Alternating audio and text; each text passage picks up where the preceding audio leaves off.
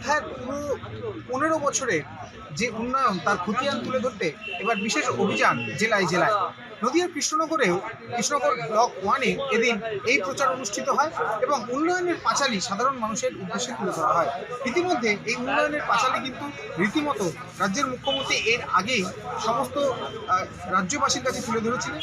1 নম্বর উত্তর ব্লক তৃণমূল কংগ্রেসের পক্ষ থেকে মাননীয় মুখ্যমন্ত্রী মমতা বন্দ্যোপাধ্যায়ের যে 15 বছরের গৌরবময় উজ্জ্বলের যে স্কিমগুলো বেনিফিশিয়ারি সাধারণ সামাজিক, সেই স্কিমের আগে প্রচারের জন্য টোটো আমরা 5টা অঞ্চলের 5টা টোটো আমরা প্রচার টোটো সেটা বার করলাম এবং সেটা শুভ উদ্বোধন এখানে আমাদের পোড়াগাছা অঞ্চল থেকে শুরু হলো। আমাদের 5টা অঞ্চল ভীমপুর, আসাননগর, পোড়াগাছা, ভান্ডাখলা এবং দোলগাছা 5টা অঞ্চল সভাপতি আছে এবং সেই সঙ্গে আমাদের আইনজীবী সভাপতি আমাদের অংশুমান রায় আছে, আমাদের সুজয় আছে ব্লকের যুব সভাপতি। এবার জেলায় জেলায় সেই কাজ শুরু করলো জেলা নেতৃত্বরা।